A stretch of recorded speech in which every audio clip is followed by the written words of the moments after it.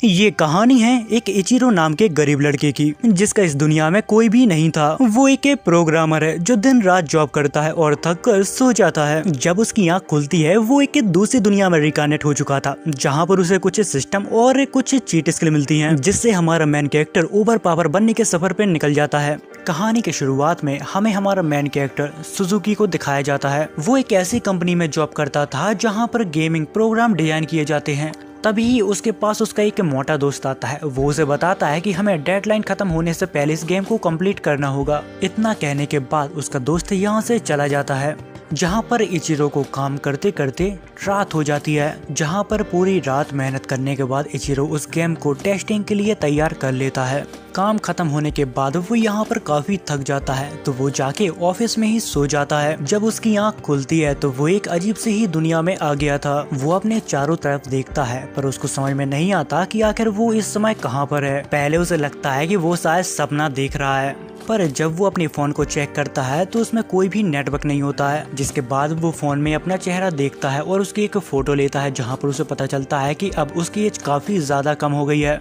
पर उसे ये सब अभी भी एक सपना लग रहा था। पर उसे एक बात अभी भी काफी अजीब लगती है, क्योंकि जिस गेम के ऊपर वो काम कर रहा था उसके कंट्रोल उसके सामने थे। तभी वो अपने कंट्रोल्स को टच करता है, जहाँ पर वो सभी अच्छे से वर्क कर रहे थे। अब ये सब देख के उसे एक बात तो समझ आ गई थी कि वो गलती से गेम की दुनिया में रिकार्नेट हो चुका है। जिस पर वो कहता है कि अगर ये गेम है तो इसमें बग और ग्लिचेस तो होंगे ही होंगे। जिसके बाद वो अपना मैप खोल के देखता है, जिससे उसे ये पता चलेगा कि वो आखिर अभी किस जगह पे है। जहाँ पर उसे पता लगता है कि वो अभी ड्रैगन वैली के अंदर है। तो इसका मतलब है कि यहाँ पर कुछ ही देर में काफी सारे मॉन्स्टर आ जाएंगे, इसलिए वो अपने हथियारों को ढूंढने लगता है। कुछ ही देर में यहाँ पर काफी सारे मॉन्स्टर आ जाते हैं, जहाँ पर वो उनका लेवल को चेक करता है, पर उन सभी का लेवल उससे काफी ज्यादा था। इसलिए वो यहाँ पर छिपने का डिसाइड करता है, क्योंकि अभी उसका लेवल 1 है, वो सीधे सीधे उनसे नहीं बढ़ सकता। लेकिन वो यहाँ पर छिप पाता है इससे पहले लिजर्ड का लीडर उसको देख लेता है और उसके ऊपर एरो शूट करवाने लगता है। तभी इचिरो को एक एरो लग जाता है, जिससे उसका खून निकलने लगता है। अब वो ये तो समझ गया था अगर मैं गेम में मरा तो शायद मैं हकीकत में भी मर जाऊं,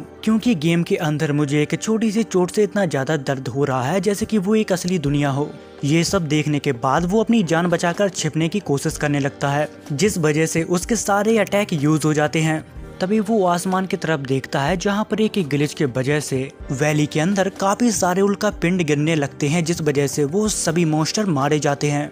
पर वो भी वैली में था तो उसके ऊपर भी उल्का पिंड गिरने लगे थे, जहाँ पर वो अपनी जान बचाने की कोशिश करता है और वो नोटिस करता है कि उसका लेवल अब धीरे धीरे बढ़ने लगा है। कुछ समय बाद वहाँ पर मेटेओराइट गिरना बंद हो जाते हैं। जब वो बाहर जाके देखता है तो वहाँ पर काफी बड़े बड़े गड्ढे बन चुके थे। उसी के साथ अब उस जगह पे बारिश गिरना भी चालू हो गई थी। इतना सब होने के बाद यहाँ पर लिजर्ड का लीडर अभी भी जिंदा था, जिसके बाद वो इचिरो को अपनी स्वॉर्ड देता है ताकि युद्ध बराबरी का हो। लेकिन वो स्वॉर्ड इतनी ज्यादा भारी थी कि इचिरो उसको पकड़ के सही से खड़ा नहीं हो पा रहा था। जिसके बाद उन मॉन्स्टरों का लीडर उसके ऊपर एक हमला करता है, जिस वजह से इचिरो को काफी चोट लग जाती है।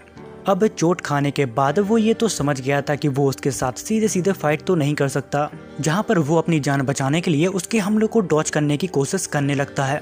जहाँ पर इचिरो कहता है कि मैं इस गेम में इतनी आसानी से तो नहीं मर सकता। जिसके बाद वो अपनी पूरी ताकत के साथ उस मॉन्स्टर के ऊपर अपनी स्वॉर्ड को थ्रो करता है, पर इचिरो के एक ही हमले से वो मॉन्स्टर यहाँ पर खत्म हो जाता है। जहाँ पर वो अपने हाथों को देखता है और नोटिस करता है कि अचानक उसकी बॉडी में बहुत ही ज्यादा ताकत आ गई थी। जिसके बाद वो एक जगह पे बैठ जाता है और सोचने लगता है कि मैं शायद इस दुनिया में फंस चुका हूँ। जिसके बाद वो यहाँ पर लॉग आउट का बटन ढूंढने लगता है ताकि वो अपने असली दुनिया में पहुंच सके। पर वो लॉग आउट का बटन ढूंढते ढूंढते थक जाता है, जहाँ पर उसे पता चलता है कि वो शायद इस दुनिया से अब कभी बाहर नहीं निकल सकता। तभी उसका ध्यान अपने कंधे की तरफ जाता है, जहाँ पर वो नोटिस करता है कि उसकी चोट अब पूरी तरह से ठीक हो गई है। जिसके बाद वो अपने स्टेटर को चेक करता है, जहाँ पर वो देखता है कि उसकी हेल्थ फुल है, उसका लेवल 310 चला गया है। उसी के साथ उसके सारे स्टेटर मैक्स लेवल पर थे।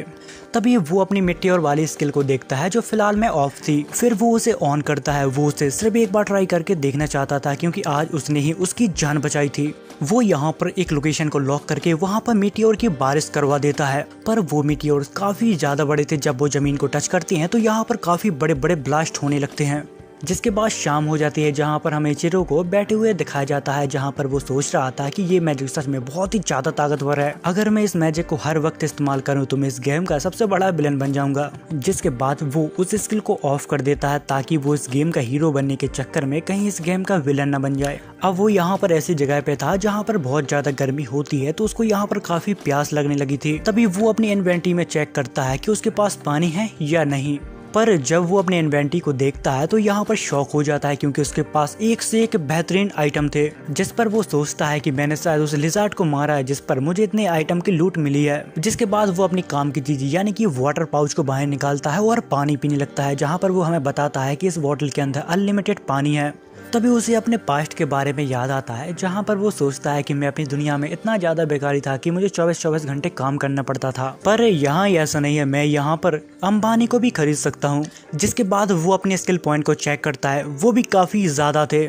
जिसके बाद वो यहाँ पर कैंप फायर जला के यहीं पर आराम करने लगता है, क्योंकि अगले दिन शहर या विलेज के लिए उसको चलना था, इसलिए आराम तो बनता ही है। जिसके बाद अगले दिन जब वो मैप को देखता है तो उसे पता चलता है कि उसके काफी नजदीक एक टाउन है, जिसे देखकर वो कहता है कि ये जगह तो सच में बहुत ही ज्यादा खूबसूरत है। मुझे तो याद नहीं आ रहा कि मैंने आखिरी बार इतनी खूबसूरत जगह कब देखी थी। जिसके बाद वो दौड़कर वॉरियर टाउन पहुंच जाता है। वो जब अपने मैप खोल के देखता है तो वहाँ पर 100 से भी ज्यादा वॉरियर्स थे। तभी वो एक ड्रैगन को नोटिस करता है, तो उसे देखने के लिए वो भी हवा में चला जाता है, पर वो शायद भूल गया था कि वो एक परिंदा नहीं है। जिसके बाद वो सीधा ऊपर से जाके नीचे गिरता है, पर फिर भी उसको यहाँ पर बिल्कुल चोट नहीं लगती। तभी वो ड्रैगन के ऊपर एक पत्थर फेंक कर मारता है, जिस वजह से ड्रैगन के विंग्स में छेद हो जाता है। ये देख के वो ड्रैगन भी यहाँ से भाग जाता है। जिसके बाद यहाँ पे इचिरो कहता है, लगता है कि मैं इस दुनिया में ओवर पावर हो गया हूँ। तभी इचिरो अपना मैप खोल के देखता है, जहाँ पर उसे पता लगता है कि अब वो ड्रैगन वॉरियर्स की तरफ जा रहा है।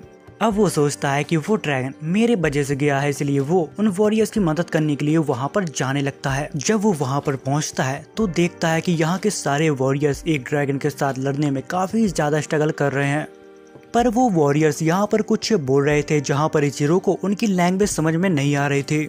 जिसके बाद इचिरो अपनी लैंग्वेज स्किल को अपग्रेड करता है।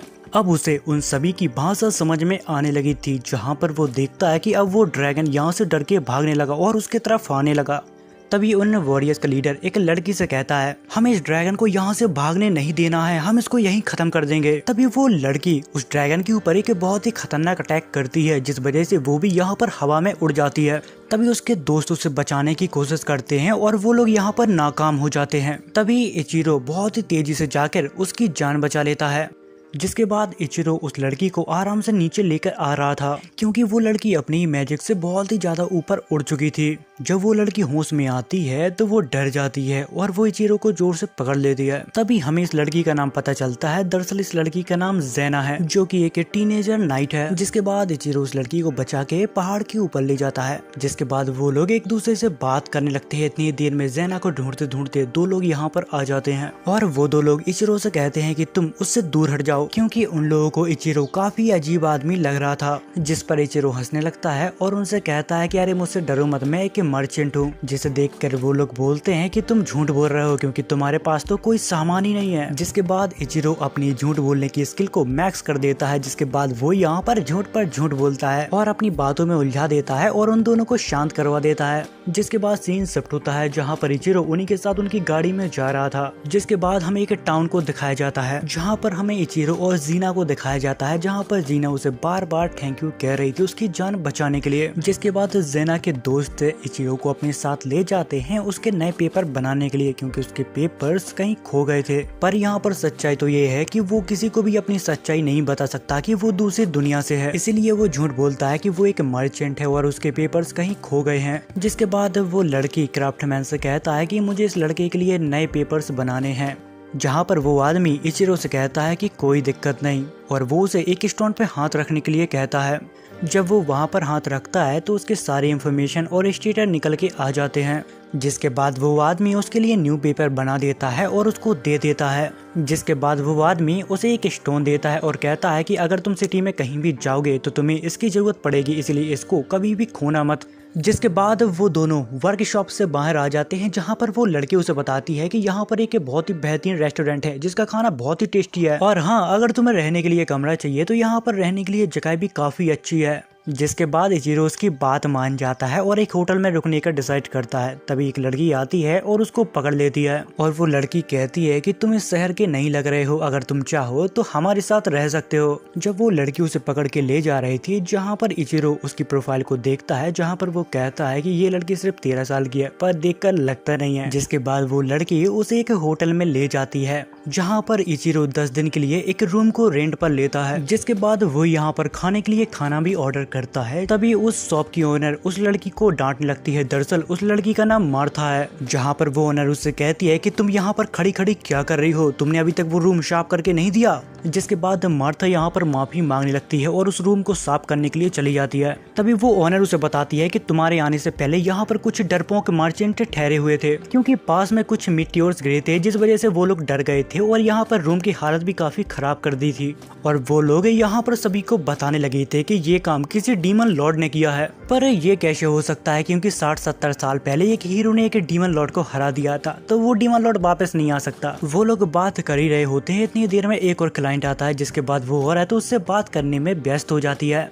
जिसके बाद इचिरो अपना यहाँ पर खाना खाने लगता है। उसको ये खाना काफी ज्यादा टेस्टी लगता है। इतनी ही देर में यहाँ पर मार्था आ जाती है और वो इचिरो से कहती है कि मैंने कहा था ना कि तुम्हें ये जगह बहुत अच्छी लगेगी। जिस पर इचिरो कहता है कि हाँ, पर तुम मुझे कुछ शॉप दिखा सकती हो, क्योंकि मुझे कुछ आइटम खरीदना है। जिस पर मार्था हाँ कहती है और उसे मार्केट ले जाती है। तभी हमें वहाँ पर एक डेमी ह्यूमंस को दिखाया जाता है, जहाँ पर एक इंसान उसे धक्का मार के नीचे गिरा देता है और वो आदमी कहता है कि तुम लोग यहाँ पर क्यों आए हो, तुम्हें पता है ना कि ये जगह तुम्हारी नहीं है और तुम यहाँ पर जिंदा नहीं रह सकते। जिस पर इचिरो उस आदमी को समझाने लगता है कि देखो, जितना हक तुम्हारी इस दुनिया पर रहने का है उतना ही उनका भी है। जिस पर वो आदमी इचिरो के ऊपर गुस्सा होने लगता है और कहता है कि अगर ये तुम्हारे साथ है तो तुम इसे अपनी ही सिटी में रखो। इतना कहने के बाद वो आदमी यहाँ से चला जाता है। उसके जाने के बाद इचिरो उन बच्चों से बात करने लगता है और उनका सामान बांध के उन्हें वापस दे देता है, जिस पर वो बच्चे काफी खुश हो जाते हैं। जिसके बाद वो बच्चे एक लड़की के पास चले जाते हैं, जहाँ पर वो लड़की भी एक डेमी ह्यूमंस थी। वो लोग अपना पेट पालने के लिए बाजार में कुछ सामान बेचने के लिए आए थे। इतनी ही देर में यहाँ पर मार्था आती है। वो इचिरो से कहती है कि तुम डेमी ह्यूमन से काफी अच्छे से बात कर रहे थे। जिस पर इचिरो से कहता है तो क्या हुआ, तुम्हें कोई दिक्कत है क्या। जिस पर मार्था उसे बताती है कि कुछ समय पहले यहाँ पर काफी सारे फार्मर आए थे ताकि वो अपनी फसलों को बेचकर एक अच्छी से जिंदगी स्टार्ट कर सके, पर डेमी ह्यूमंस ने उन बेचारों को मार डाला और उनको लूट लिया। जिसके बाद बात करते करते वो लोग यहाँ पर एक शॉप पर पहुँचते हैं, जहाँ पर काफी अनोखे मास्क मिल रहे थे। तभी इचिरो वहाँ से एक मास्क और एक विग को खरीद लेता है ताकि वो काम आने पर अपनी असलियत सभी से छुपा सके। जिसके बाद वो दोनों वापस होटल लौट आते हैं, जहाँ पर इचिरो मार्था से कहता है कि खाने में जो जो भी टेस्टी हो सब कुछ ले आओ। जिसके बाद मार्था उसके लिए काफी सारे खाने की चीजें ले आती है। यहाँ का खाना बहुत टेस्टी था, तो इचिरो यहाँ पर सब कुछ खा जाता है।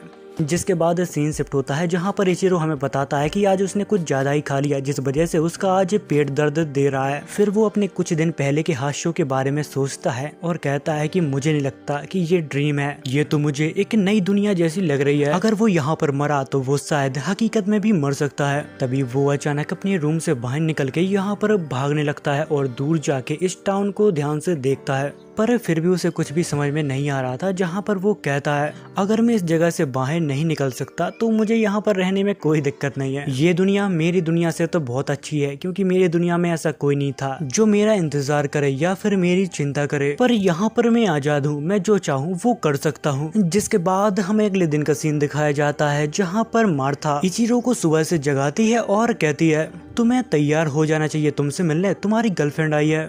ये सुनने के बाद वो काफी शॉक हो जाता है, क्योंकि वो तो यहाँ पर किसी को जानता भी नहीं। इतनी ही देर में यहाँ पर ज़ेन आ जाती है और वो उसे गुड मॉर्निंग कहती है, जहाँ पर इचिरो उससे कहता है कि तुम यहाँ पर क्यों आई हो। जहाँ पर वो बताती है कि आज मेरी छुट्टी है, तो मैंने सोचा कि हम लोग कहीं घूमने चलते हैं। जिसकी बात इचिरो मान जाता है और उसके साथ घूमने के लिए चला जाता है। जेना उसका खाने का शौक देखकर उसे अलग अलग शॉप पर ले जाती है, जहाँ पर वो दोनों काफी एंजॉय करते हैं। तभी इचिरो ज़ेरा से पूछता है कि आखिर तुम अपने विंड मैजिक को इतनी अच्छी तरह से इस्तेमाल कैसे कर लेती हो। जिस पर ज़ेना उसे बताती है कि विंड मैजिक इतना भी आसान नहीं है, मैंने उसकी बचपन से प्रैक्टिस की है। जिसके बाद वो दोनों घूमते घूमते मिलिट्री वॉल पर पहुंच जाते हैं। यहाँ पर कोई आम इंसान तो नहीं आ सकता, लेकिन ज़ेना यहाँ पर मिलिट्री में है तो उसको किसी ने रोका नहीं। जिस पर इचिरो कहता है कि मुझे ऐसी जगह बहुत पसंद है जहाँ से मैं सभी नजारों को एक साथ देख सकूं। तभी जीना कहती है कि इसे देखने के बाद हम मिलिट्री टावर की तरफ चलेंगे। उसी के साथ मैं तुम्हें चर्च भी दिखाना चाहती हूँ। जिसके बाद वो दोनों चर्च पहुंचते हैं, जहां पर ज़ेना उसे डीमन लॉर्ड और हीरो की फाइट के बारे में बताती है। उसी के साथ वो उसी की पेंटिंग भी दिखाती है, जहां पर एक हीरो डीमन लॉर्ड के साथ फाइट कर रहा था। उसी के साथ वो ये भी बताती है कि इस स्वॉर्ड का नाम है होली स्वॉर्ड। अगर कोई हीरो इसे चलाता है तो वो ऑटोमेटिक ब्लू कलर की हो जाती है। तभी इचिरो उससे पूछता है कि अगर कोई इंसान जो हीरो ना हो, अगर वो उस स्वॉर्ड को चलाएगा तो क्या होगा।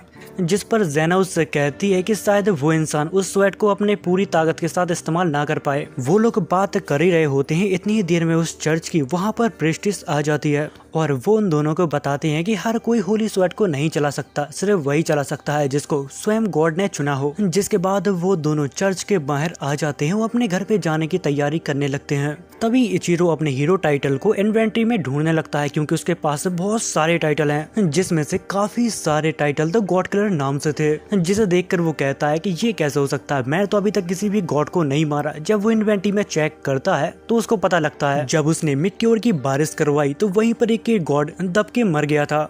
जिस पर वो सोचता है कि अब मैं ये काम दोबारा नहीं करूंगा जिससे गॉड मारे जाएं और लोग मुझे इंसानियत का दुश्मन समझने लगे। जिसके बाद वो लोग कार्ट में बैठकर मिलिट्री टावर की तरफ जाने लगते हैं। तभी ज़ेना उसे एक छोटे से टावर को दिखाती और कहती है कि आज से 2 साल पहले एक छोटे ड्रैगन ने उसे तोड़ दिया था, पर उसे टावर का नुकसान ज्यादा नहीं हुआ क्योंकि वो एक छोटा ड्रैगन था। लेकिन आज से 40 साल पहले यहाँ पर एक बहुत ही बड़ा ड्रैगन आया था, जिसने बाहर की बॉल को पूरा तोड़ के रख दिया था और उसके वजह से यहाँ पर काफी तबाही भी मची थी। तभी हमें यहाँ पर कुछ लोगों की भीड़ दिखाई जाती है, जहाँ पर एक आदमी उन सभी को यहाँ पर बहकाने की कोशिश कर रहा था। वो आदमी सबसे कहता है कि भले ये लोग डीमन ना हो, पर ये लोग ये कोई डीमन से कम भी नहीं है। वो यहाँ पर लोगों के बीच अपनी पत्थर की शेल ज्यादा करना चाहता था और सभी से कहता है कि मेरे पत्थर खरीदो और इन सभी को मारो। वो लोग ऐसा करने ही वाले थे, इतनी ही देर में वहाँ पर ज़ेना आ जाती है और वो उन सभी को रोकती है, लेकिन वो लोग उसको ही उल्टा सीधा कहने लगते हैं। ये सब होते हुए इचिरो भी दूर से देख रहा था, पर वो वहाँ पर जाने से पहले उन सभी की अच्छे से चेकिंग करता है, जहाँ पर उसे पता चलता है कि कुछ बदमाश उन बेचारे डेमी ह्यूमंस को फंसाना चाहता है। तभी वो लोग उन डेमी ह्यूमंस के ऊपर पत्थर फेंकने लगते हैं, जहाँ पर ज़ेना अपने मैजिक से उन लोगों को बचा रही थी। दूसरी तरफ इचिरो लोगों के बीच में कुछ बदमाशों को देखता है, वो उन्हें हटाने की कोशिश करता है क्योंकि वही लोग ये दंगा भड़का रहे थे। जिसके बाद इचिरो उनके लीडर को पकड़ के लोगों को हवाले कर देता है और उन सभी को समझाने की कोशिश करता है कि ये आदमी आप सभी को भड़काने की कोशिश कर रहा था, ताकि सभी लोगों को बेवकूफ बना के वो यहाँ पर अच्छे पैसे छाप सकें। ये बातें वो लोगों को बता ही रहा था। इतनी देर में उस लीडर के अंदर एक डीमन जागने लगता है। तभी इचिरो उन बच्चों से कहता है कि तुम यहाँ पर सुरक्षित नहीं हो, तुम चाहो तो मेरे साथ चल सकते हो। जिस पर डेमी ह्यूमंस कहते हैं कि हम आपके साथ नहीं चल सकते क्योंकि हमारे मास्टर ने यहाँ से जाने के लिए मना किया है। यहाँ पर उन लोगों की बात हो पाती है, इतनी देर में वो डीमन यहाँ पर एक्टिवेट हो जाता है और यहाँ पर एक स्पेल कास्ट कर देता है, जिस वजह से सभी लोग यहाँ पर एक ही जगह पे फ्रीज हो जाते हैं और अचानक एक जगह पे टेलीपोर्ट हो जाते हैं। थोड़े समय बाद इचिरो को यहाँ पर होश आता है। उसको समझ नहीं आ रहा था कि आखिर वो किस जगह पे है और इतनी ही देर में यहाँ पर एक डीमन की आवाज सुनाई देती है। वो कहता है कि अब तुम सभी लोग यहाँ पर मारे जाओगे। जहाँ पर इचिरो पहले अपने मन को शांत करता है और यहाँ से निकलने की तरकीब बनाने लगता है। जिसके बाद वो यहाँ पर डेमी ह्यूमंस से बात करने की कोशिश करता है और उन्हें अपना नाम बताता है। जिसके बाद वो लोग अपना नाम बताते हैं, पर उनका नाम यहाँ पर काफी अजीब साउंड कर रहा था। जिसके बाद इचिरो उनको एक नया नाम देता है। जिसके बाद वो उन लोगों को खाना देता है, पानी देता है और काफी सारे आइटम देता है।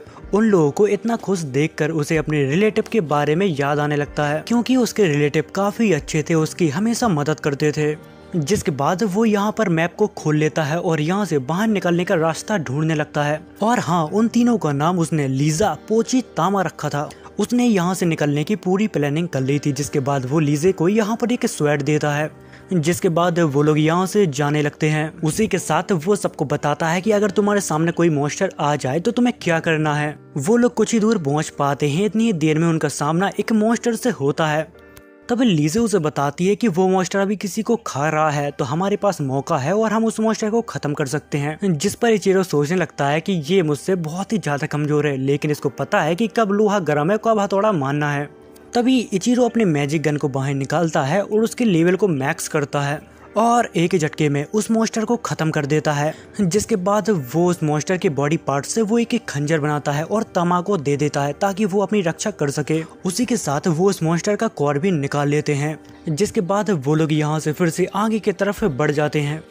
फिर वो उन तीनों की तरफ देखता है और सोचता है कि अगर इसी तरह से मैं सभी मॉन्स्टर को मारता रहूं, जिस वजह से इन लोगों की स्किल इंप्रूव नहीं कर पाएगी और ये लोग मेरे ऊपर निर्भर हो जाएंगे। जिसके बाद इचिरो उन सभी को कुछ न कुछ काम दे देता है ताकि उन सभी का थोड़ा अनुभव बढ़ जाए। वो लोग कुछ दूर चल पाते हैं, इतनी देर में उनके सामने एक बड़ा मॉन्स्टर आ जाता है। यहाँ पर इचिरो नहीं चाहता था कि वो अकेले उस मॉन्स्टर को हराए। जिसके बाद वो यहाँ पर अपनी टीम को भी शामिल करता है ताकि उन सभी का अनुभव बढ़ जाए और हाँ, डेंजर सिचुएशन को कैसे संभालना है वो भी वो लोग सीख जाएं। जहाँ पर थोड़ी देर बाद वो लोग उस मॉन्स्टर को मार गिराते हैं। जिसके बाद उन सभी को यहाँ पर काफी सारे मॉन्स्टर मिलते हैं जिनको हरा के वो लोग थक जाते हैं। जिसके बाद वो सभी लोग यहाँ पर आराम करने का डिसाइड करते हैं और यहाँ पर खाना भी खाते हैं। खाना खाने के बाद वो लोग यहाँ पर सो जाते हैं। जहाँ पर इचिरो सोचता है कि जिस रफ्तार से हम लोग आगे बढ़ रहे हैं, मुझे यकीन है कि हम लोग बहुत ही जल्दी इस जगह से बाहर निकल जाएंगे। जिसके बाद वो लोग आगे बढ़ते हैं जहाँ पर उनका सामना एक स्लाइम से होता है। उसे एक मामूली स्लाइम समझ के इचिरो उसके ऊपर फायर मैजिक से अटैक करता है, लेकिन उस स्लाइम को उससे कुछ भी फर्क नहीं पड़ता। तभी लीजा उसके कोर को डिस्ट्रॉय कर देती है और उसे बताते हैं कि स्लाइम को सबसे आसानी से मारने का तरीका उसके कोर को डिस्ट्रॉय करना है। यहाँ पर थोड़ी देर बाद जब वो लोग थोड़ा और आगे बढ़ते हैं, जहाँ पर उनका सामना होता है कि 40 लेवल के एक बीस्ट से। वो बीस्ट इचिरो को देखकर सीधे उसके ऊपर हमला कर देता है। तभी उसे एक ट्रैप दिखता है जहाँ पर वो उस बीस्ट को वहाँ पर कैद कर देता है। जिसके बाद वो लोग थोड़ा और आगे बढ़ते हैं जहाँ पर उन्हें कुछ लोग मिलते हैं जो ट्रैप में फंसे हुए थे।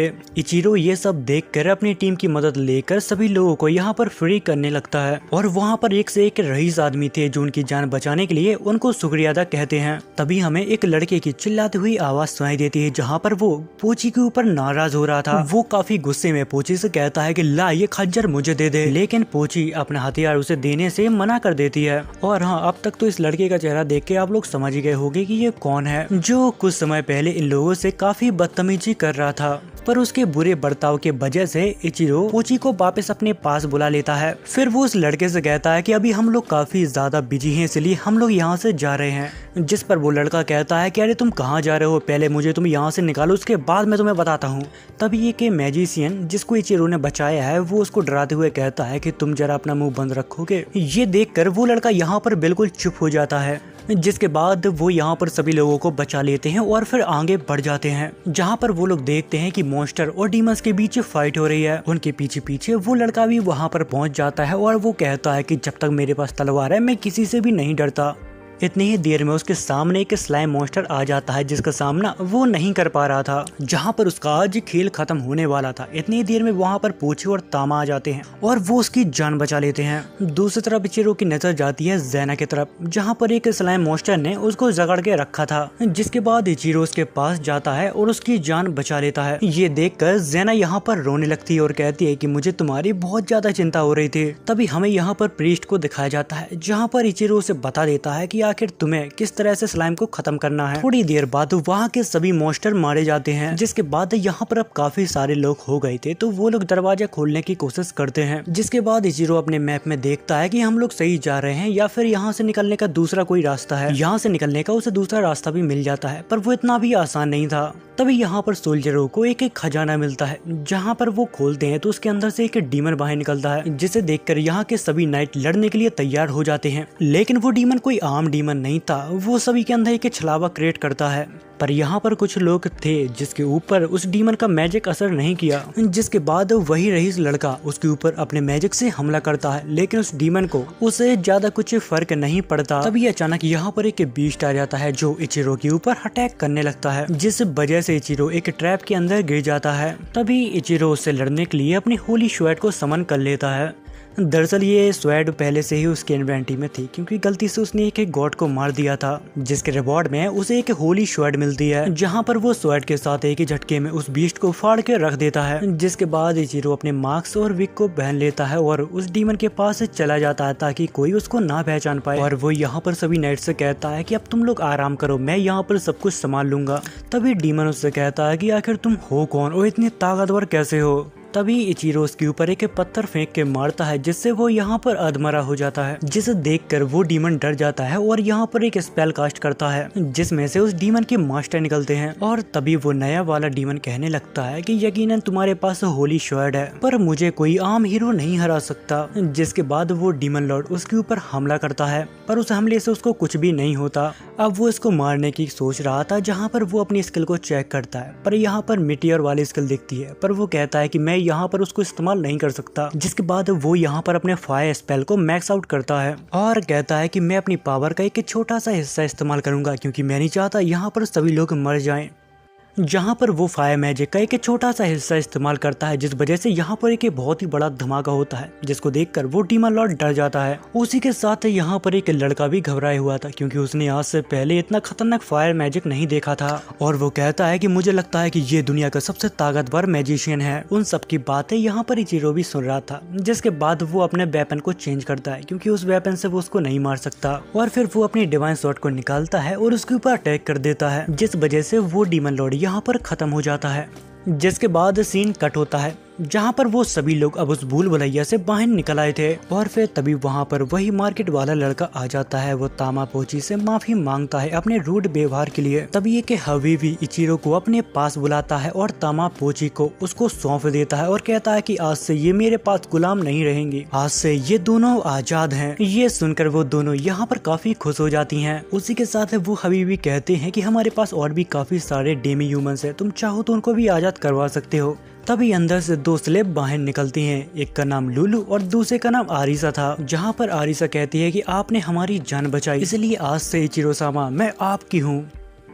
ये सुनने के बाद इचिरो काफी शॉक हो जाता है क्योंकि उसने उसे इचिरो सामा कहा था जो एक जैपनीज वर्ड है। तभी इचिरो को एक आइडिया आता है ये चेक करने के लिए कि वो जैपनीज है या नहीं। जिसके बाद वो लुलू के पास जाता है और उसके कान में कुछ कहता है और फिर वही बात वो आरिसा से भी कहता है जिस वजह से आरिसा एक बहुत ही बेकार चेहरा बना लेती है और कहती है कि इस दुनिया में सबसे गंदी चीज स्पाइडर है जिससे मैं सबसे ज्यादा नफरत करती हूँ। जिसके बाद वो लोग यहाँ से जाने लगते हैं जहाँ पर इचिरो सोचता है कि मुझे पहले से ही शक था कि ये जैपनीज है, कम से कम मुझे इस अनजानी दुनिया में कोई अपने देश का तो मिला। थोड़ी देर बाद इचिरो सभी को एक जगह पे रोकता है ताकि वो एक दूसरे को इंट्रोड्यूस करवा सके। तभी तामापोची अपने आप को आरिसा से इंट्रोड्यूस करवाती है जहाँ पर आरिसा उनके सिर पर हाथ रखती है और कहती है कि मैं आज से पहले कभी तुम जैसे प्यारी लड़कियों से नहीं मिली। जिसके बाद उन लोगों को यहाँ पर भूख लगने लगती है। तभी इचिरो सभी को एक रेस्टोरेंट में ले जाता है जिसके बाद वो लोग यहाँ पर खाना खाते हैं जो उन्हें बहुत ही पसंद आता है। लेकिन इचिरो यहाँ पर खाना नहीं खा रहा था, उसका ध्यान लुलू और आरिसा के कपड़े के ऊपर था क्योंकि उन दोनों ने स्लेब्स के कपड़े पहने थे। जिसके बाद वो यहाँ से चला जाता है और सभी से कहता है कि तुम लोग खाना खाओ, मुझे मार्केट से कुछ जरूरी सामान लाना था। जिसके बाद वो मार्केट से कुछ क्लॉथ खरीदता है। तभी रास्ते में उसे कुछ खाने की महक आती है जिसके बाद वो उसे भी पैक करवा लेता है। जब वो यहाँ से जा रहा था तभी रास्ते में उसे कुछ भूखे डेमी ह्यूमंस मिलते हैं जिसे देखकर उसे दया आ जाती है और वो उसे अपने पैकेट दे देता है। जिसके बाद वो होटल पहुंचता है जहां पर तामापोची और एरिसा उसका इंतजार कर रहे थे। वो कहते हैं कि हमारे ऊपर ये कपड़े कैसे लग रहे हैं। जिसके बाद सीन शिफ्ट होता है जहां पर इचिरो मार्था की मॉम के पास जाता है और उनसे कहता है कि हमें कुछ और रूम चाहिए। जिस पर वो कहती हैं कि मैं तुम्हें रूम तो दे दूंगी पर यहाँ पर कुछ लोग हैं जो डेमी ह्यूमन से बहुत नफरत करते हैं। जिसे देखकर यहाँ पर तामापोची डर जाते हैं। तभी आरिसा इचिरो का हाथ पकड़ के कहती है कि आप बहुत ही अच्छे हो मास्टर। तभी हमें एरिसा की पावर दिखाई जाती है जहां पर वो किसी को भी कंट्रोल कर सकती है। वो यहाँ के सभी लोगों को कंट्रोल करके उनके बीच से डेमी ह्यूमंस का डर हटा देती है। जिसके बाद लोग यहाँ पर नॉर्मल हो जाते हैं जैसे कि यहाँ पर कुछ हुआ ही नहीं था। जिसके बाद इचिरो से थैंक यू कहता है और सभी को उनके कमरे में छोड़ देता है। जिसके बाद हमें अगले दिन का सीन दिखाया जाता है जहाँ पर मार्था और ज़ैना उसे सुबह सुबह से जगाने के लिए आए थे। तभी इचिरो जागता है और कहता है कि शोर मत मचाओ, मैं जाग गया हूँ। पर वो दोनों अचानक यहाँ पर उसके ऊपर काफी ज्यादा गुस्सा होने लगती है क्योंकि उनने कुछ ऐसा देख लिया था जिससे ज़ैना यहाँ पर बहुत ही ज्यादा नाराज होती है क्योंकि उसने लुलू को देख लिया था उसके कमरे के अंदर, वो भी उसके साथ ही सो रही थी। ये सब देखकर ज़ैना यहाँ से नाराज होके चली जाती है। तभी इचिरो अपने कपड़े पहनकर खिड़की से नीचे कूद जाता है और ज़ैना को समझाने की कोशिश करता है। वो उससे कहता है कि देखो तुम्हें गलत फहमी हुई है, जैसा तुम्हें लगता है वैसा कुछ भी नहीं है। जिसके बाद वो सारी की सारी बातें उसे बता देता है। ये सुनने के बाद ज़ेना कहती है कि तो फिर ये बात है, जिसके बाद इचिरो उसकी तारीफें करने लगता है। ये सुनकर ज़ेना यहाँ पर खुश हो जाती है। तभी हमें अरीसा को दिखाया जाता है जो उन दोनों की बातों को सुनकर यहाँ पर मुस्कुरा रही थी। तभी इचिरो उसके सिर पर उंगली मारता है और कहता है कि सभी को बुला लाओ। जिसके बाद अरीसा उन सभी को बुलाने के लिए यहाँ पर दौड़ कर चली जाती है, जिसे देख कर इचिरो को लगता है कि रात को उसने मुझसे कुछ कहा था कि जब वो इस दुनिया में आई थी, जब उसने अपने पुराने यादों के साथ लोगों की मदद करने का सोचा था, लेकिन पहले सब कुछ ठीक था और फिर धीरे धीरे लोगों के बीच बंटवारा होना चालू हो गया और इसी का फायदा एक दुश्मन ने उठाया और राजा को मार डाला, जिससे उस देश के ऊपर डीमन अटैक करने लगे और उस देश की अर्थव्यवस्था बिल्कुल खराब हो गई। जब वो देश तबाह हो रहा था, जिसके बाद वो लोग अपनी जान बचा के वहाँ से भाग गए और अपने लिए रहने के लिए एक नई जगह ढूंढने लगे। पर वो लोग बहुत ही भूखे थे। जिसके बाद वो एक स्लेब से मिले, जहाँ पर स्लेब्स ने उन्हें खाना पीना दिया, पर बदले में उन्हें अपना गुलाम बना लिया। जिसके बाद अरीसा यहाँ पर सभी लोगों को बुला लाती है, पर यहाँ पर लुलू नहीं आई थी क्योंकि उसकी तबीयत आज खराब थी। जिसके बाद इचिरो अरीसा को बहुत सारे पैसे देता है और कहता है कि हमारे ग्रुप को जिस भी चीज की जरूरत हो वो तुम खरीद के लाओगी, आज से ये तुम्हारा काम है। तभी अरीसा उसके कान में कहती है कि ये बहुत ज्यादा पैसे हैं, इसलिए मैं इन पैसों को सेफ रखने के लिए इसके ऊपर मैजिक करने वाली हूँ। जिसके बाद वो लोग यहाँ से चले जाते हैं, जहाँ पर ज़ेना इचिरो से कहती है कि सच में ये लोग बहुत ही अच्छे हैं। फिर इचिरो कहता है कि मैं आज एक नई जगह ढूंढने वाला हूं ताकि ये सभी लोग एक अच्छी सुरक्षित जगह पर रह सकें। जिस पर ज़ेना कहती है कि अगर ऐसी बात है तो मैं भी तुम्हारे साथ चलूंगी। जिसके बाद वो दोनों ऑड जॉब्स के ऑफिस पहुंच जाते हैं, जहां पर उनकी मुलाकात एक नाड़ी नाम की लेडी से होती है, जहां पर इचिरो उससे कहता है कि हमें रहने के लिए एक अच्छी जगह चाहिए। जिसके बाद वो लेडी उसे काफी सारी जगह दिखाती है। अगर आपको डेमी ह्यूमस के साथ रहना है तो वेस्ट टाउन आपके लिए ज्यादा सेफ रहेगा। जिसके बाद वो लेडी उसे एक घर बताती है जो काफी सस्ते दामों में मिल रहा था, पर इचिरो को वो प्रॉपर्टी ज्यादा कुछ खास पसंद नहीं आई और फिर वो उस लेडी को दूसरी प्रॉपर्टी दिखाने के लिए कहता है। जिसके बाद वो लेडी एक मार्केट प्लेस में उसे घर बताती है, पर उसे ये भीड़ भाड़ वाली जगह ज्यादा कुछ पसंद नहीं आती। जिसके बाद वो लेडी उसे एक और घर दिखाती है जो बाहर से देखने में काफी ज्यादा अच्छा लग रहा था, पर जब वो अपने मैप में चेक करता है, जहाँ पर उसे पता लगता है कि घर के नीचे क्राइम गिल्ड की छिपने की जगह है, तभी इचिरो उस लेडी से कहता है कि इस घर की हालत देख के हमें लग रहा है कि हम यहाँ पर नहीं रह सकते, इसलिए तुम हमें कुछ और जगह दिखाओ। पर उस लेडी के पास अब कोई भी ऐसी जगह नहीं बची थी जहाँ पर डेमी ह्यूमंस अच्छे से रह सके, और वो कहती है कि अभी तो मेरे पास कोई और जगह नहीं है, अगर मिलेगी तो मैं तुम्हें जरूर इन्फॉर्म कर दूंगी। जिसके बाद वो दोनों मार्केट में आ जाते हैं, जहाँ पर उनकी मुलाकात तामा और पोची से होती है और वहीं पर एरिसा होती है। वो इचिरो से कहती है कि मेरे बाल कैसे लग रहे हैं, जिस पर इचिरो उससे कहता है कि तुम्हारे ऊपर ये कलर बहुत ही अच्छा लग रहा है और तुम अब पहले से काफी ज्यादा क्यूट लग रही हो। जिसके बाद इचिरो और ज़ेना एक एक्सेसरीज शॉप पर आ जाते हैं, जहां पर इचिरो उसे एक एयरिंग गिफ्ट करता है, जिस पर ज़ेना उसे पहन लेती है और उससे कहती है कि मैं कैसी लग रही हूँ। जिस पर इचिरो कहता है कि सच में तुम बहुत ही खूबसूरत लग रही हो। वो लोग यहाँ पर बात कर ही रहे होते हैं, इतनी ही देर में यहाँ पर तामा, पोची और एरिसा आ जाते हैं, जिसे देखकर ज़ेना उस गिफ्ट को वहीं पर रख देती है। जिसके बाद हमें एक ग्राउंड का सीन दिखाया जाता है जहाँ पर परफॉर्मेंस स्टार्ट होने वाली थी, जिसे देख कर इचिरो कहता है कि मुझे ये ड्रामा और लव स्टोरी कुछ खास पसंद नहीं आई, क्योंकि मुझे पता है कि आगे क्या होने वाला है, जहां पर इस स्टोरी में सभी लोग मारे जाएंगे और हमारा मेन कैरेक्टर उसे क्लिप से फेंक दिया जाएगा। जिसके बाद वो एक अनडेड मॉन्स्टर बन जाता है और जिन लोगों ने उसको मारा था उन सभी से वो अपना बदला लेता है, पर उसका बदला पूरा हो पाता इससे पहले एक होली नाइट उसे खत्म कर देता है। जिसके बाद वो शो यहाँ पर एंड होता है, जिसको देखकर ज़ेना यहाँ पर रोने लगती है। जिसके बाद सीन कट होता है। तभी इचिरो और ज़ेना कहीं पर जा रहे थे, तभी उनकी मुलाकात ज़ेना के दोस्तों से होती है जिनकी हालत काफी खराब होती है, जिस पर वो लोग बताते हैं कि हम काफी सारे एंट से लड़े थे जिस वजह से हमारी हालत ये हो गई है। तभी यहाँ पर तामा पोची आती हैं, वो उसके पास एक मरी हुई आंट लेकर आई थी, जिसे देख कर इचिरो यहाँ पर सतर्क हो जाता है। वो जब अपने मैप में चेक करता है तो उसके आसपास काफी सारे दुश्मन हो जाते हैं, इसलिए वो सभी से कहता है कि तैयार हो जाओ। इतनी ही देर में उस टाउन की वार्निंग बेल बजने लगती है और फिर थोड़ी देर बाद सिटी के अंदर काफी सारी एंट आने लगती है, जिसे देख के इचिरो कहता है कि ये है काफी सारी पर इनका लेवल काफी ज्यादा कम है।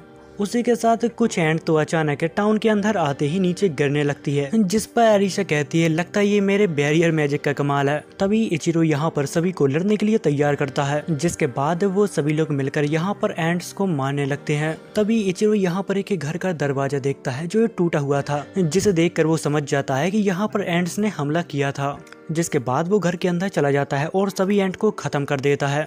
पर इस वजह से यहाँ पर एंट का पॉइजन फैल गया था और ये घर किसी और का नहीं वही नाड़ी का है जो कुछ समय पहले उसे घर दिखा रही थी। तभी एक लड़की नाड़ी को वहाँ से बाहर निकाल लेती है। दरअसल वो उसकी मैनेजर है और उसका लेवल 20 है। जिसके बाद इचिरो घर से बाहर निकलता है और देखता है कि सभी लोगों ने मिलकर उन सभी आंट को मार दिया। जिसके बाद हमें मोटेल का सीन दिखाया जाता है जहाँ पर उन सभी ने आज बहुत अच्छा काम किया था, इसलिए इचिरो ने उन सभी को अपनी तरफ से पार्टी दी थी। तभी वो नोटिस करता है कि लुलू की अभी भी काफी तबीयत खराब है। खाना खाने के बाद इचिरो उसके लिए दवा लेने के लिए निकल जाता है। तभी एक पंख उड़ते हुए उसके पास आता है, जहाँ पर वो देख के काफी हैरान था कि इतना अजीब किस चीज का पंख है। उसी के साथ उसे अंधेरे में कुछ शैडो दिखाई देती हैं जो किसी को चोट पहुंचा रही थी। जहाँ पर बिना वक्त को जाया करे इचिरो उस मॉन्स्टर के ऊपर अटैक करता है। बदले में वो शैडोज भी उसके ऊपर अटैक करती हैं, पर वो कुछ ही देर में उन सभी शैडो मॉन्स्टर को हरा देता है। जिसके बाद वो उसके पास जाता है जिसे वो शैडो परेशान कर रही थी। वो उससे कहता है कि तुम ठीक हो ना, जिस पर वो रेड कहता है कि तुम सच सच बताओ कि तुम हो कौन।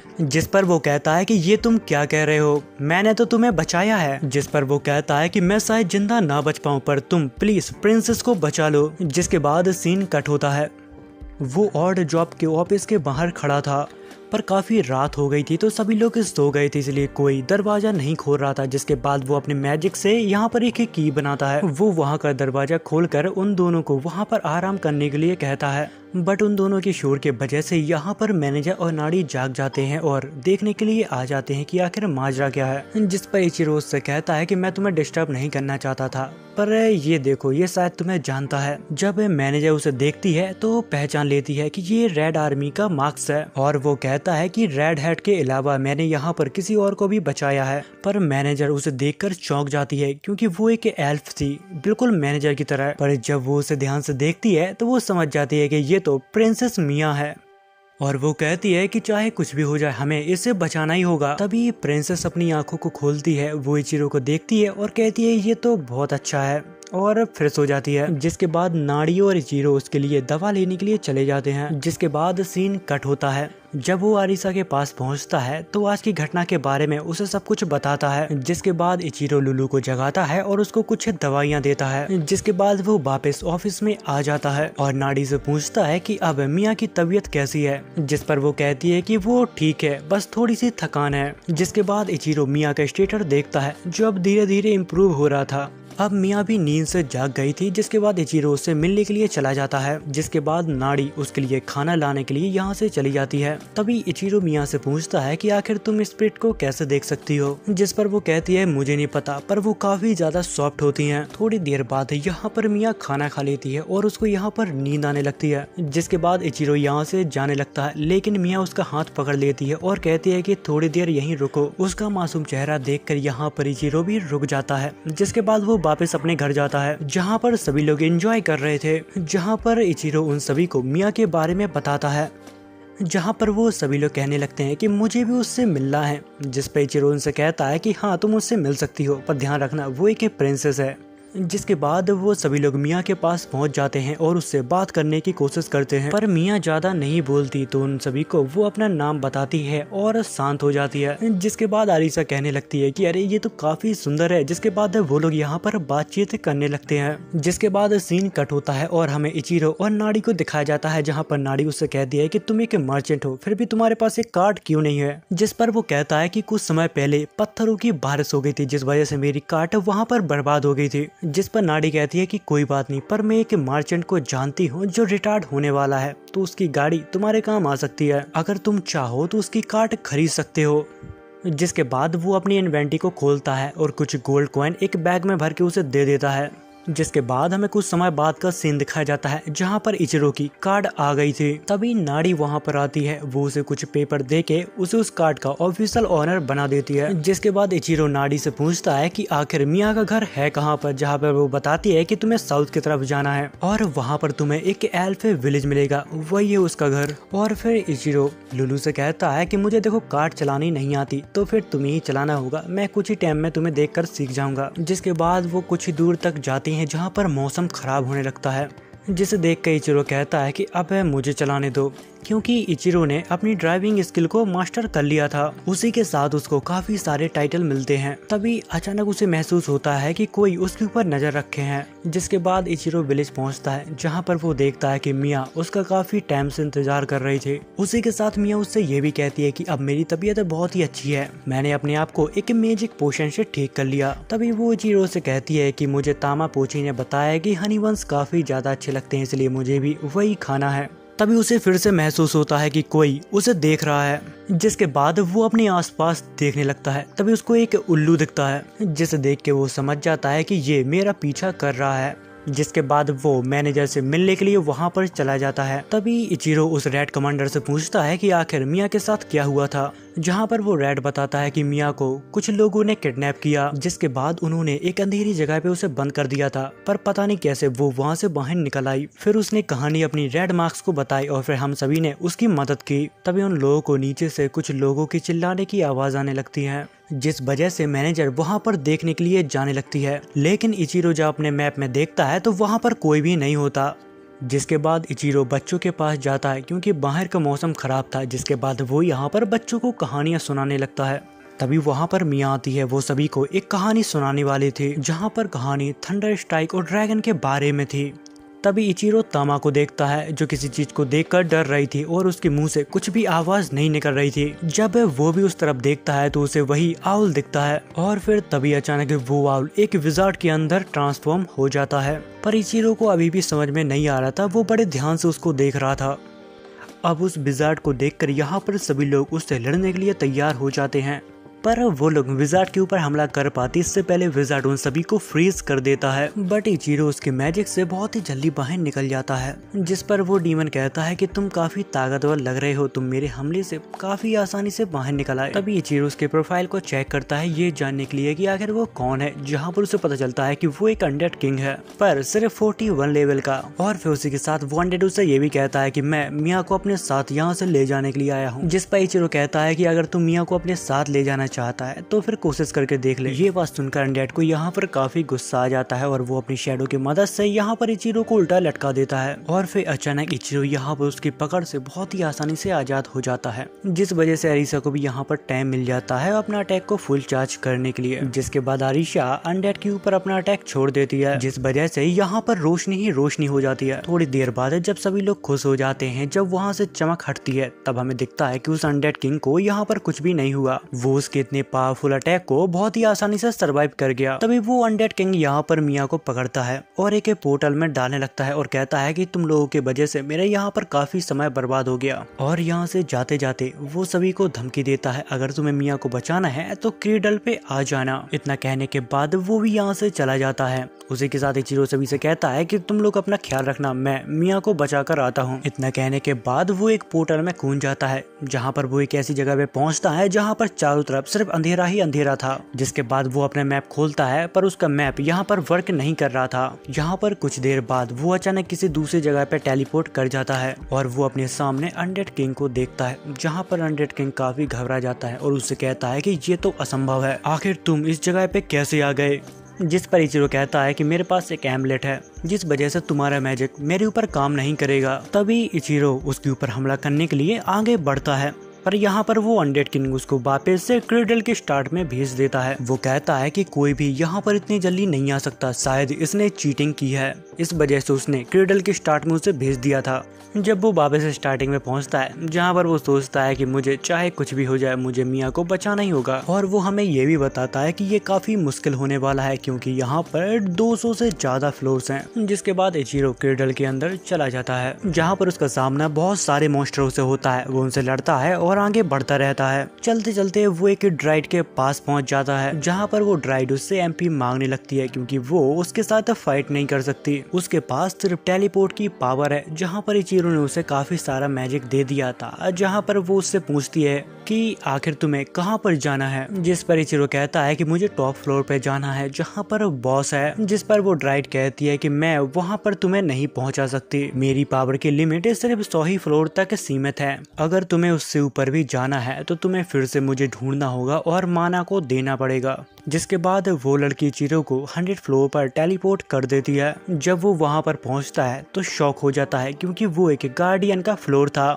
और वहां पर काफी ज्यादा गार्डियंस भी थे। उसी के साथ उन सभी की रक्षा करने के लिए एक बड़ा सा आयरन गोलेम था। तभी वो गार्डियंस लड़कियां वो उससे कहती है कि तुम यहाँ पर पहुंच गए हो तो इसका मतलब तुम काफी ताकतवर हो, पर यहाँ पर उसका सबसे बड़ा खतरा गोलेम था। तो वो गोलेम की कमजोरियां यहाँ पर ढूंढने लगता है। तभी इचिरो अपनी गन निकाल के उस गोलेम के सिर पर शूट करता है, जिस वजह से वो गोलेम यहाँ पर हार जाता है। गोलेम के हार जाने के बाद वो गार्डियंस यहाँ पर प्लान बनाने लगते हैं इचिरो को हराने का।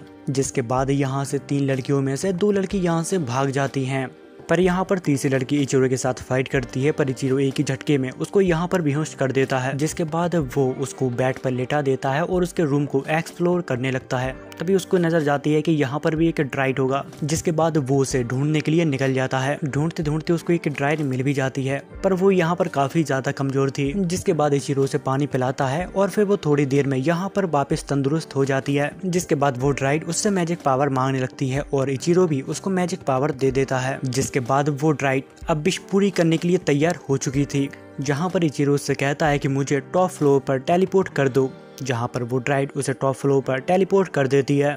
थोड़ी समय बाद वापस इचिरो की मुलाकात उस अनडेड किंग से होती है, जहां पर वो अनडेड कहता है कि तुम कोई मर्चेंट नहीं हो, तुम एक लेजेंडरी वॉरियर हो। जिसके बाद वो किंग अपनी एक बहुत ही भयंकर स्वॉर्ड निकालता है और कहता है कि अगर तुम यहाँ पर आ गए हो तो इसका मतलब ये नहीं है कि तुम मुझसे जीत जाओगे, और अगर तुमने मुझे हरा दिया तो ये स्वॉर्ड तुम्हारी हो जाएगी, पर उससे पहले तुम्हें यहाँ पर काफी सारे लोगों से लड़ना होगा और हो सकता है कि वो तुमसे काफी ज्यादा स्ट्रॉन्ग हो। अनडेड किंग के कहने के बाद यहाँ पर काफी सारे गार्डियंस और काफी सारे गोलेम भी आ जाते हैं, पर जब इचिरो उनकी पावर लेवल को चेक करता है तो वो काफी ज्यादा कम होती है। जिसके बाद वो भी उन सभी गोलेम से लड़ने के लिए तैयार हो चुका था। जिसके बाद वो अपनी फाइटिंग स्किल को मैक्स करता है और सीधा उस गोलेम के ऊपर अटैक कर देता है। उसी के साथ उसे उन सभी के साथ फाइट करने में अपने ज्यादा एफर्ट नहीं लगाने पड़ रहे थे। और फिर कुछ ही देर बाद यहाँ पर इचिरो सभी को हरा देता है। उनमें से सिर्फ एक लड़की को होश था, जहाँ पर इचिरो एक ही पंच में उसको भी सुला देता है, पर सोते सोते वो कहती है प्लीज मेरी मास्टर की आखिरी विश पूरी कर देना। जिसके बाद वो इस स्टेज को क्लियर कर लेता है और अनडेड किंग के पास पहुंच जाता है, जिसे देखकर वो अनडेड किंग काफी शॉक होता है और रिवॉर्ड के रूप में उसे स्वॉर्ड देता है। उसी के साथ वो हंसती हुई कहता है कि मैं काफी लंबे समय से किसी ऐसे को ढूंढ रहा था जो मुझे मार सके। तभी अनडेड किंग उसे बताता है कि मैंने एक समय पे बहुत सारे लोगों को मारा था, वो सब मैंने इसलिए किया था क्योंकि उन सभी ने मेरी मासूम फैमिली को मार दिया था, जिस वजह से भगवान ने उसे हमेशा के लिए श्राप दे दिया और वो एक अनडेड बन गया, इसलिए तुम मुझे मार डालो, मैं अब इस जिंदगी में नहीं रहना चाहता। जिसके बाद इचिरो स्वॉर्ड को बाहर निकालता है जो यहाँ पर काफी ग्लो कर रही थी। वो एक ही झटके में उस अनडेड किंग को यहाँ पर खत्म कर देता है, पर वो मरते समय अनडेड यहाँ पर काफी ज्यादा खुश था क्योंकि उसे लग रहा था कि अब वो शायद अपनी फैमिली से वापस मिल पाएगा। अनडेड के मर जाने के बाद इचिरो को यहाँ पर एक टाइटल मिलता है, उसी के साथ उसे एक रिंग भी मिलती है। तभी इचिरो को याद आता है कि किंग के मर जाने के बाद थोड़ी देर बाद ये जगह तबाह हो जाएगी। तभी वो यहाँ पर सभी को इकट्ठा करने लगता है ताकि वो सभी को एक साथ यहाँ से टेलीपोर्ट कर सके। तभी इचिरो को एक और लड़की के बारे में याद आता है जो नीचे बेहोश पड़ी हुई थी, अगर ये जगह तबाह होगी तो वो भी यहाँ पर दब के मर जाएगी। जिसके बाद इचिरो उसे लेने के लिए यहाँ से कूद जाता है। जब वो उस लड़की के पास पहुंचता है तो उसे अपने कंधों पे उठाता है और ड्राइड के पास जाता है ताकि वो जल्द से जल्द यहाँ से टेलीपोर्ट कर सके। जिसके बाद वो लोग डील करते हैं और वो लड़की उन्हें नीचे ले जाती है। उसी के साथ वो लड़की उससे ये भी कहती है कि तुम्हें यहाँ से जल्द निकल जाना चाहिए क्योंकि यहाँ पर एक सॉल्ट की वेव आ रही है। पर इचिरो उससे कहता है कि इस वेव से तुम्हें भी नुकसान पहुंच सकता है, पर वो लड़की कहती है कि जब तक यहाँ पर पेड़ है मुझे कुछ भी नहीं हो सकता। जिसके बाद इचिरो यहाँ से बहुत ही स्पीड में भागने लगता है, पर सॉल्ट वेव भी उसके तरफ काफी स्पीड से आ रही थी। जिसके बाद वो उसके ऊपर हमला करने लगता है ताकि उसको उस वेव से थोड़ा समय मिल पाए और वो यहाँ से बाहर निकल पाए। जिसके बाद इचिरो उस लड़की को लेकर एक सुरक्षित जगह पे पहुंच जाता है, जहाँ पर वो देखता है कि उस वेव की वजह से क्रेडल गिरने लगा है। तभी हमें उन लोगों को दिखाया जाता है जो सभी लोग मिलकर इचिरो का इंतजार कर रहे थे, पर फॉग होने के कारण वो उसको नहीं देख पा रहे थे। पर जब वो नजदीक आता है तो यहाँ पर आरिसा जब उसे देखती है तो यहाँ पर रोने लगती है और यहाँ पर बाकी के गार्डियंस भी अपने दोस्त को देखकर यहाँ पर काफी खुश थे। तभी वो लोग अपने मास्टर के बारे में उससे पूछते हैं, जहाँ पर इचिरो उन्हें एक रिंग देता है और कहता है कि तुम्हारे मास्टर अब इस दुनिया में नहीं रहे। जिस पर वो लोग अपने घुटने पर बैठ जाते हैं और इचिरो से कहते हैं कि आज से आप ही हमारे मास्टर हो। उसी के साथ वो लड़कियां कहती हैं कि हमें बस एक काम है, क्योंकि ये रिंग हमारे पुराने मास्टर की वाइफ की है, इसलिए हमें उनके वाइफ की ग्रेव के पास इसे छोड़कर आना होगा। जिस पर इचिरो कहता है कि तुम्हें जहाँ जाना है तुम चली जाओ, क्योंकि मैं तुम्हारा मास्टर नहीं हूँ, मुझसे पूछने की कोई जरूरत नहीं है। पर वो लोग यहाँ पर रॉक पेपर सीजर खेलने लगते हैं, क्योंकि जो इसमें हारा वो यहाँ पर रुकेगा। जहाँ पर एक नाना नाम की लड़की हारती है इचिरो ने, जिसकी जान बचाई थी। जिसके बाद इचिरो अपने दोस्तों को लेकर टाउन की तरफ जाने लगता है। जब वो सभी लोग टाउन में पहुंचते हैं तभी ज़ैना इचिरो से मिलने के लिए आती है। ज़ैना यहाँ पर उसे देखकर रोने लगती है और कहती है कि मुझे तुम्हारी बहुत चिंता हो रही थी। तभी इचिरो ज़ैना से कहता है कि मुझे तुमसे एक जरूरी बात करनी है, मैं कुछ ही समय बाद यहाँ से जाने वाला हूँ, क्योंकि मुझे मिया को उसके विलेज छोड़ने जाना है। ये सुनकर ज़ैना उदास हो जाती है, पर इचिरो कहता है कि तुम उदास मत हो, जब मैं वापस आऊंगा तो तुम्हें सुनाने के लिए मेरे पास काफी सारी कहानियां होंगी। जिसके बाद हमें अगले दिन का सीन दिखाया जाता है, जहां पर इचिरो मिया को लेकर उसके विलेज के लिए निकल गया था। तभी अचानक ज़ैना आ जाती है और वो इचिरो को बात करने के लिए रोक लेती है, जहां पर ज़ैना उससे कहती है कि मैं भी तुम्हारे साथ चलना चाहती थी, पर मेरा भी एक परिवार है, जब मेरा भाई फैमिली का हेड बन जाएगा तो मैं तुम्हारे साथ जरूर चलूंगी। दरअसल ज़ैना यहाँ पर उसको गुड बाय कहने के लिए आई थी। जिसके बाद इचिरो भी यहाँ से चला जाता है।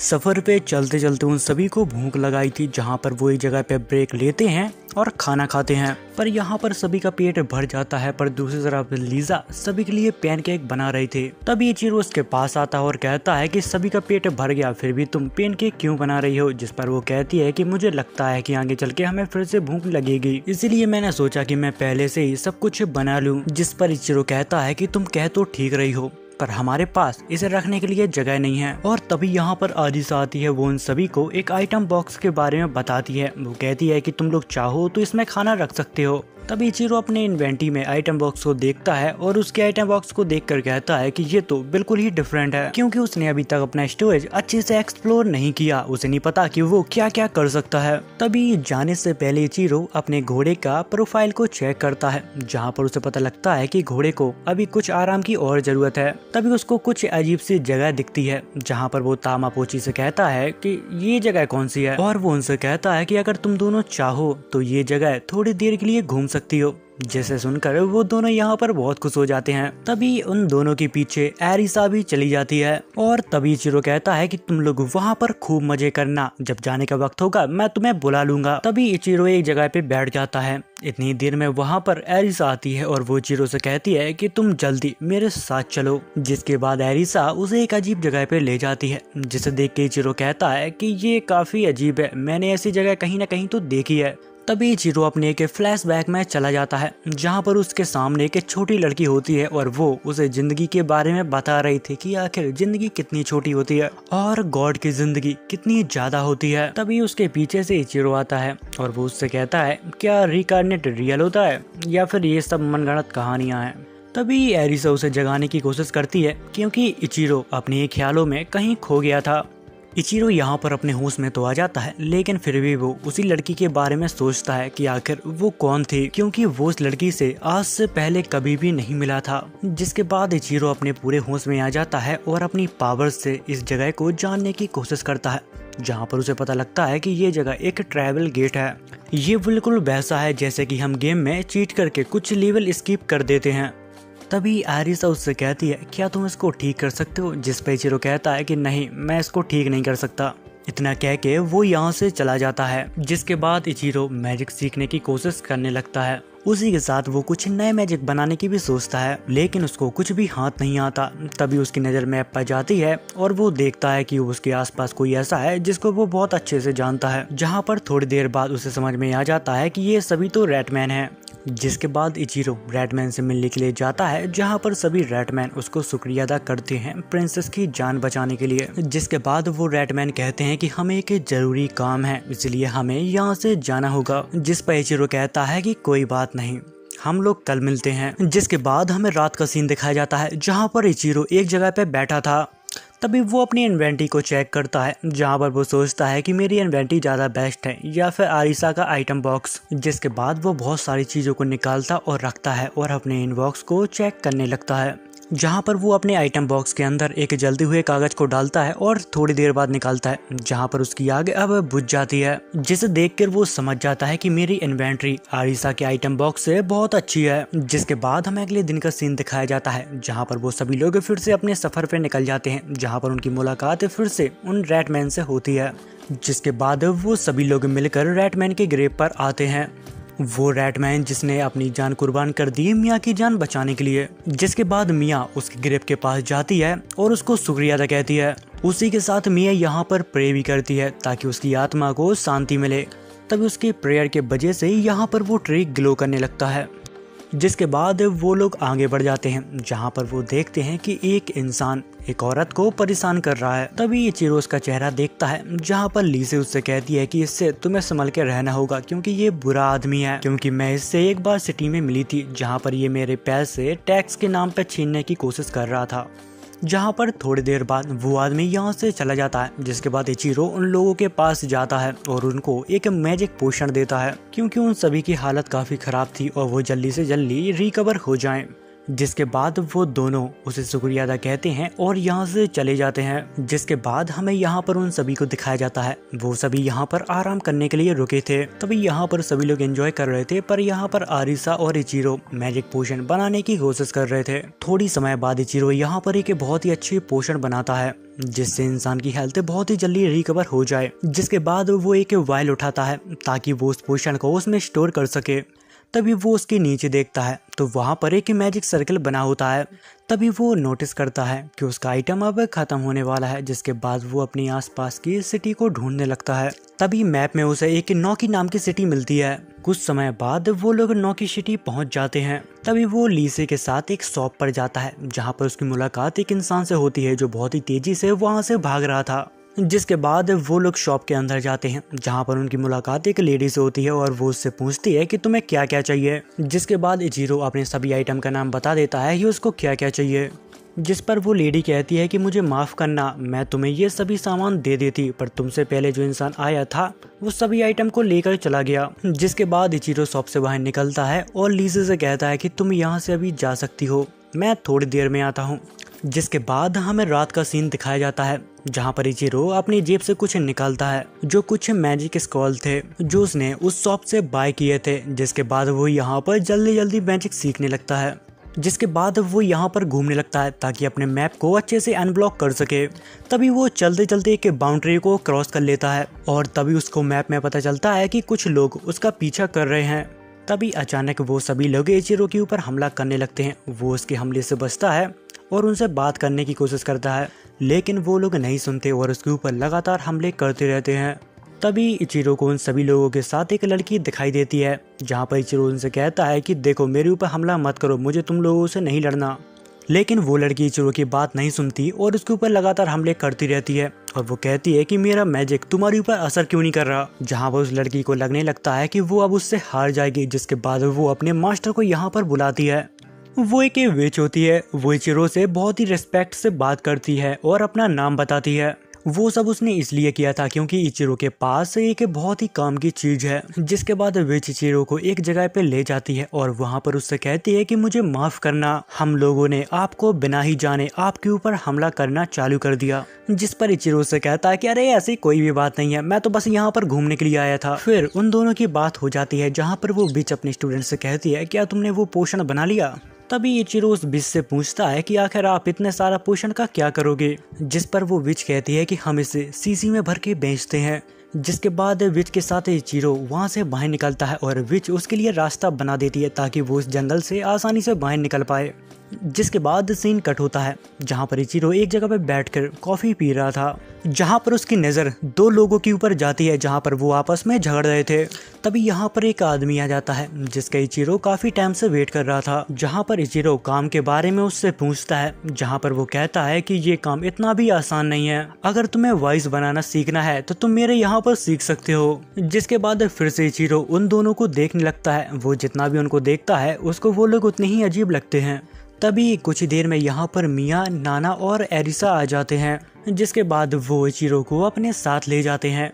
तभी वो मैप में नोटिस करता है जहाँ पर कुछ लोग उनका पीछा कर रहे थे, पर वो कुछ ही देर में समझ जाता है कि वो सभी लोग विच के स्टूडेंट हैं। जिसके बाद सीन कट होता है जहाँ पर हमें ईना यानी कि उस विच के स्टूडेंट को दिखाया जाता है जहाँ पर कुछ लोग उसका पीछा कर रहे थे। तभी वहाँ पर इचिरो आ जाता है और वो ईने से कहता है कि तुम यहाँ से जाओ, मैं इन सबको संभाल लूंगा।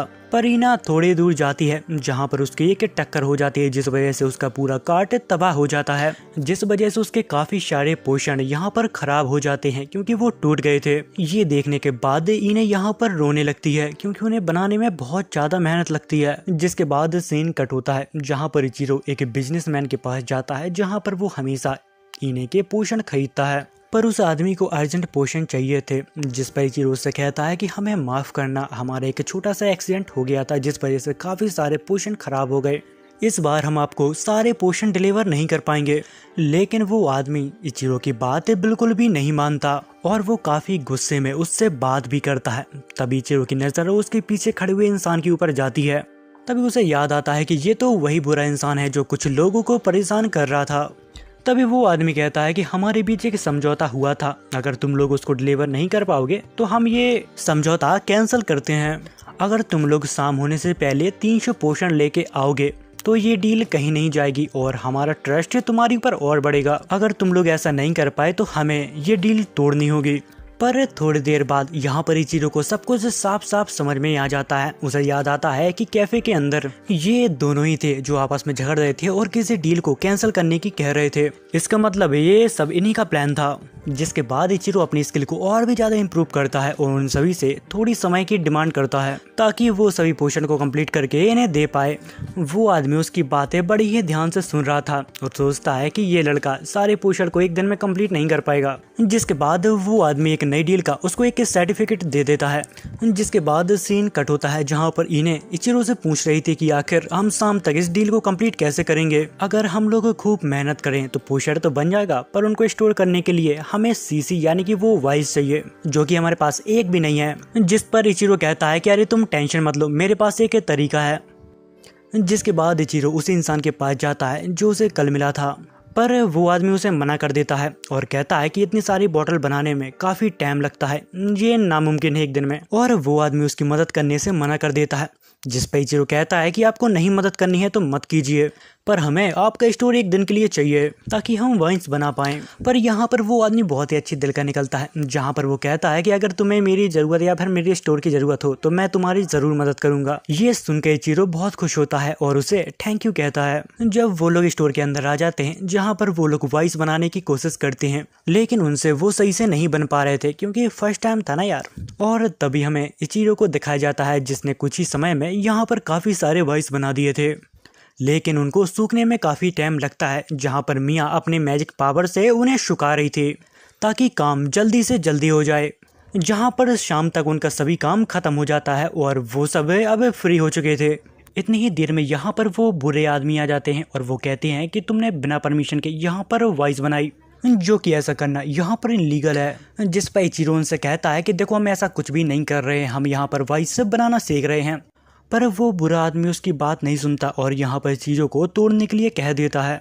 थोड़ी देर बाद यहाँ पर आरिसा उन टुकड़ों को उठाती है और कहती है कि ये तो हमारे नहीं है। जिस पर इचिरो कहता है कि मुझे पता था कि कुछ ऐसा हो सकता है, इसीलिए मैंने उस वाइस को ऐसी जगह पर छुपा दिया था जहाँ पर कोई भी उसे ना ढूंढ पाए। जहाँ पर आरिसा कहती है कि आखिर ये कौन सी जगह है जहाँ पर तुमने ये सब छुपा दिया। तभी इचिरो अपनी इन्वेंटरी को खोलता है और सभी बोतल को बाहर निकालता है। जिसके बाद सीन कट होता है जहाँ पर हमें उसी आदमी को दिखाया जाता है, जहाँ पर वो आदमी इचिरो से कहता है कि तुम लोग यहाँ पर क्यों आए हो, क्या तुमने 300 बोतल कंप्लीट कर ली है क्या।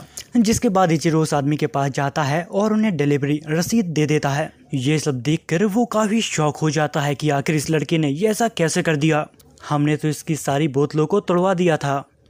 फिर वो आदमी इचिरो को इग्नोर करने लगता है ताकि जल्द से जल्द शाम हो जाए और उसको साइन न करना पड़े और ये डील यहीं पर कैंसिल हो जाए। तभी इचिरो उसकी चाल को समझ जाता है और यहाँ पर थोड़ी देर बाद यहाँ पर एक दूसरा आदमी आ जाता है और वो आदमी कहता है कि रहने दो, वो आदमी बहुत घमंडी है, मैं तुम्हारे पेपर पर साइन कर देता हूँ। क्योंकि वो आदमी भी एक काउंट था और वो आदमी कहता है कि तुम्हारे वजह से किंगडम के लोगों को काफ़ी दिक्कत का सामना करना पड़ा और तुम काफ़ी बुरे इंसान भी हो। और वो काउंट कहता है कि इसलिए मैं चाहता हूँ कि तुम यहाँ से फटाफट निकल जाओ। पर वो आदमी उसकी भी बात ध्यान से नहीं सुन रहा था, जिसके बाद काउंट अपनी तलवार को बाहर निकालने लगता है। इतने में ही इचिरो उन दोनों आदमी को बहुत ही अच्छी तरह से सबक सिखा देता है। इचिरो उन दोनों को इतना मारता है कि मारते मारते उनको बेहोश कर देता है, जिस पर काउंट कहता है कि तुम ये क्या कर रहे हो, ये तो मेरा काम है। जिस पर इचिरो कहता है कि आपके आसपास बच्चे हैं तो आप स्वेट से इनको सबक नहीं सिखा सकते। जिसके बाद सीन शिफ्ट होता है जहां पर इचिरो वापस अपनी टीम के साथ सफर पर निकल जाता है। जिसके बाद हमें ज़ेना को दिखाया जाता है जहां पर उसके पास एक लेटर आया हुआ था जो इचिरो ने भेजा था, जहां पर उसने अपनी जर्नी के बारे में ज़ेना को बताया था कि आखिर वो कैसी चल रही है। तो फिर आज की कहानी इतनी ही थी। अगर आपको वीडियो पसंद आई हो तो चैनल को सब्सक्राइब और वीडियो को लाइक कर देना, क्योंकि इससे मुझे जो खुशी मिलती है वो नेक्स्ट लेवल होती है। तो फिर कर लो यार।